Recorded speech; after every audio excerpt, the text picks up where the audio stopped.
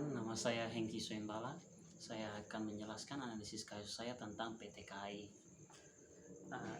Dalam kasus tersebut yaitu kasus manipulasi laporan keuangan PT KAI. Terdeteksi di kasus ini terdeteksi adanya kecurangan dalam penyajian laporan keuangan. Ini merupakan suatu bentuk penipuan yang dapat menyesatkan investor dan stakeholder. Kasus ini juga berkaitan dengan masalah pelanggaran kode etik kode etik profesi akuntansi. Diduga terjadinya manipulasi data dalam laporan keuangan PT KAI tahun 2005. Perusahaan BUMN dicatat meraih keuntungan sebesar 6,9 miliar.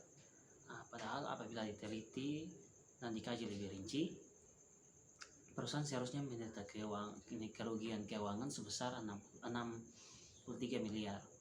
Komisaris PT KAI Hengki Manao yang juga sebagai Direktur Informasi dan Akuntansi Direktorat Jenderal Perbendaharaan Negara Departemen Keuangan mengatakan laporan keuangan itu telah diaudit oleh Kantor Akuntan Publik Esmanan. Audit terhadap laporan keuangan PT KAI untuk tahun 2003 dan tahun-tahun sebelumnya dilakukan oleh Badan Pemeriksa Keuangan atau BPK, sedangkan untuk tahun 2004 diaudit oleh BPK dan Akuntan Publik. Ketiadaan tata kelola yang baik itu juga membuat komite audit atau komisaris PT KAI baru bisa dibuka akses terhadap laporan keuangan setelah diaudit akuntan publik.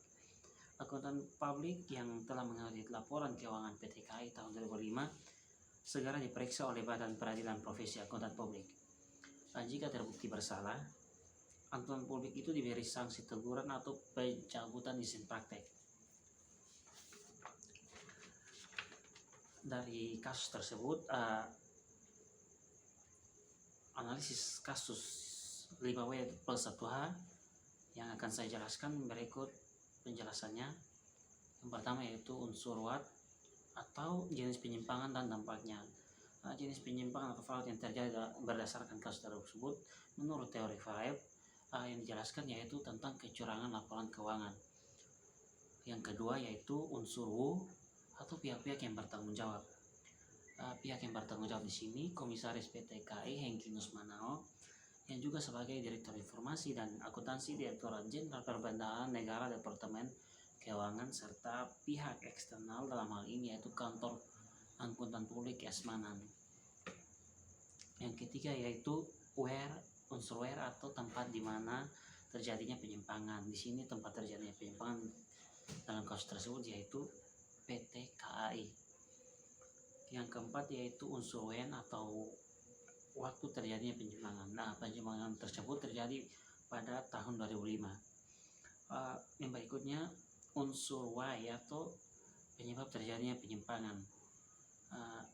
Kecurangan laporan keuangan ini disebabkan oleh beberapa penyebab sebagai berikut. Yang pertama, pajak pihak ketiga sudah 3 tahun tidak pernah ditagih, tetapi dalam laporan keuangan itu dimasukkan sebagai pendapatan PT KAI pada tahun 2005.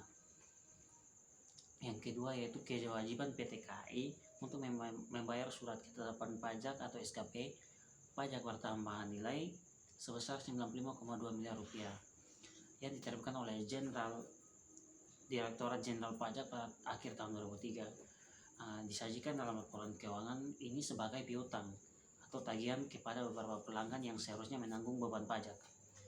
Yang ketiga yaitu penurunan nilai persediaan suku cadang dan perlengkapan sebesar 24 miliar.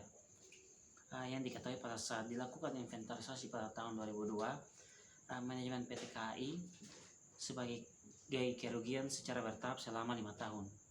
Jadi dalam laporan tersebut penurunan nilai suku cadang yang 24 miliar rupiah tersebut ditulis sebagai kerugian bertahap selama 5 tahun. Yang keempat yaitu bantuan pemerintah yang belum ditentukan statusnya dengan modal total nilai kumulatif sebesar 674,5 miliar rupiah dan penyertaan modal negara sebesar 70 miliar rupiah oleh manajemen PT KAI. Ini disajikan dalam laporan per 31 Desember 2005 sebagai bagian dari hutang. Yang kelima, manajemen PT KAI tidak melakukan pencadangan kerugian terhadap kemungkinan tidak tertagihnya kewajiban pajak yang seharusnya telah dibebankan kepada pelanggan pada saat jasa angkutannya diberikan PT KAI tahun 1998 sampai tahun 2003.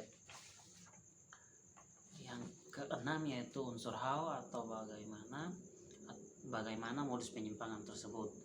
Dari informasi yang didapat sejak tahun 2004, PT KAI diaudit oleh kantor akuntan publik, yaitu kantor akuntan publik Esmanan. Berbeda dengan tahun-tahun sebelumnya yang diaudit oleh BPK sebagai auditor perusahaan kereta api tersebut. Hal ini menimbulkan dugaan kalau kantor akuntan publik mengaudit laporan keuangan PT KAI melakukan kesalahan. Beberapa data disajikan tidak sesuai dengan standar akuntansi keuangan.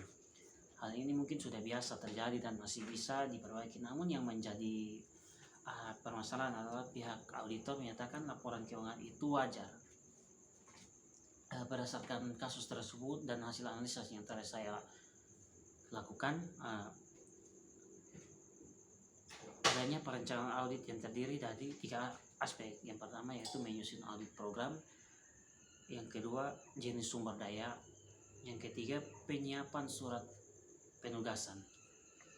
Yang pertama yaitu menyusun audit program. Dalam menyusun audit program harus menghasilkan penelaahan dalam kasus PT KAI sudah dilakukan dalam pengujian hipotesis 5W tambah 1 yang sudah saya jelaskan tadi. Yang berikutnya jenis sumber daya. Salah satu jenis sumber daya yaitu sumber daya manusia.